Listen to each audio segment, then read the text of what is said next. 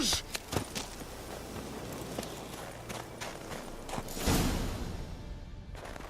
Careful now. This is no time for you to lecture me.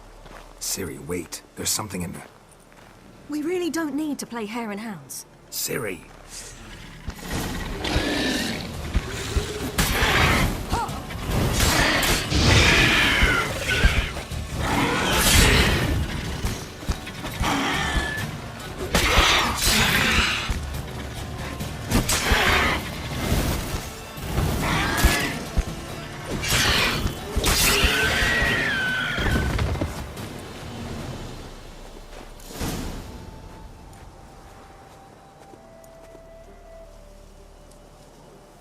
What? A hair faster. That's all it needed to be to rip your shoulder wide open. But it wasn't, and it didn't. We killed it. What is this about? You're angry, wanted to unload. But be that careless and next time. Don't you understand? There won't be a next time. Ciri, what are you talking about? I'm sorry, it's not a good time. Wanna head back?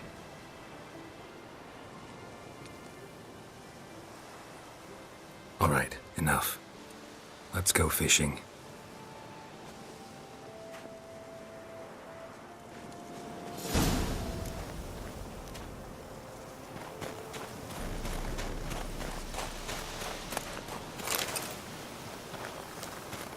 We bring Dandelion a nice fat perch, and he just might forget about the rabbit stew.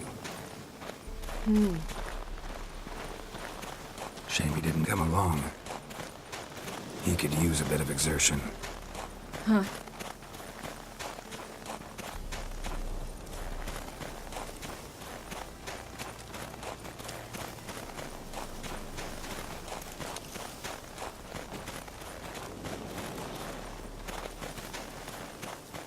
Ice shouldn't be too thick here. Uh-huh. How exactly do you plan to catch anything? You'll see.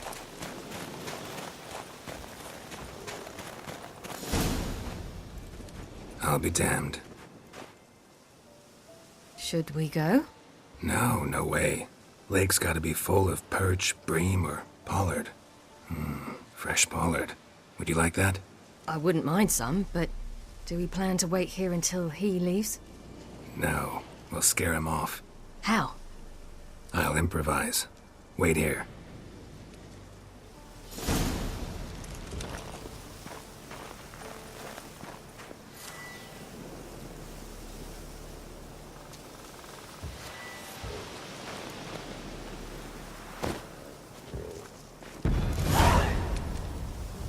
Come on, show you something.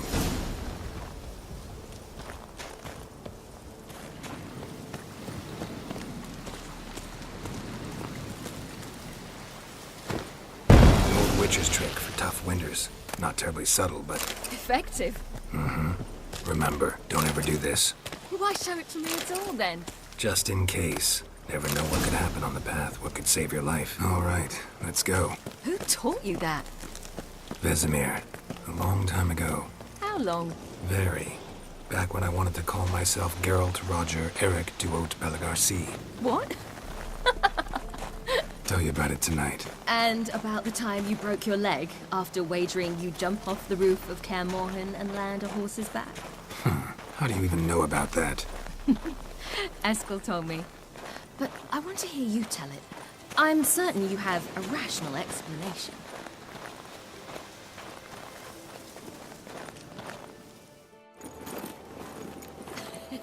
You never gave me piggyback rides at Kaer Morhen, remember? Vesemir was the only one willing.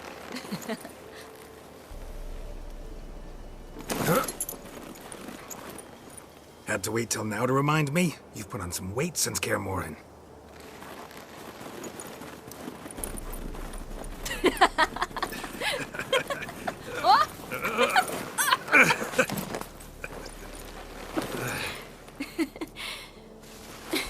Hey.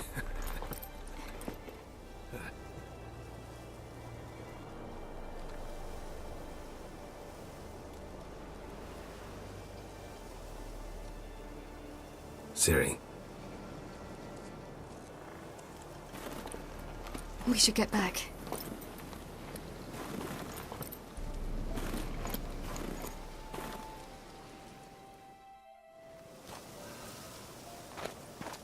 Remember me training on the pendulum? How I feared I'd never manage. Yet you forbade me from giving up. I was black and blue practically all the time. That pendulum was a nightmare. How can I forget? Those months at Kaer Morhen, they passed so quickly. I wish we'd spent more time together then.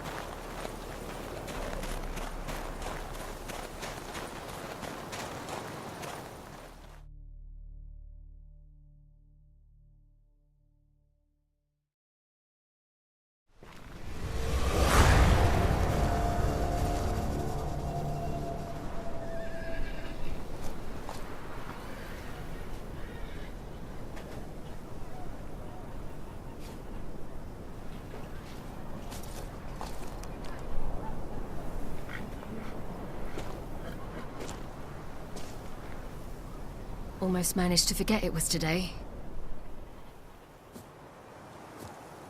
They're here for me, Geralt. I'm going to Nilfgaard, to Ymir.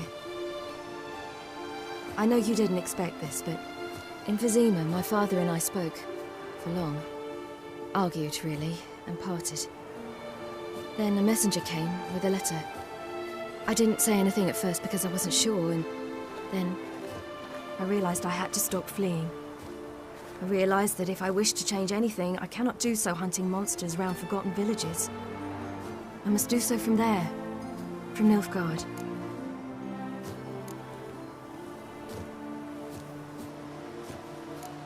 You could have told me, warned me. I wanted to, but I didn't know how. I've been happy here. I was afraid I'd ruin it. I wanted to make every minute count. So, back at the nest, that was about this. I didn't pry. Didn't want to force you to tell me. Thought we had time. A lot more time.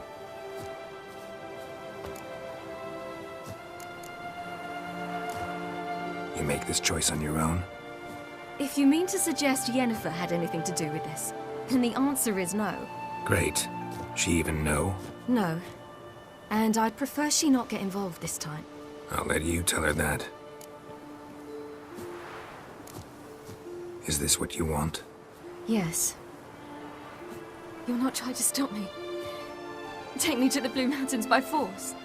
Traveled half the world to find you, but I never intended to force anything on you. I know. You'll be fine. You're a Witcher. We needn't say goodbye.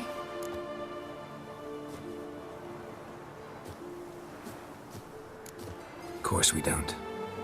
I don't know when we'll see each other again. You know where to find me. You can't possibly stay at Kaer Morhen all the time. Makes no difference. You'll find me. True. Remember what I taught you. Never know. Could be useful there too.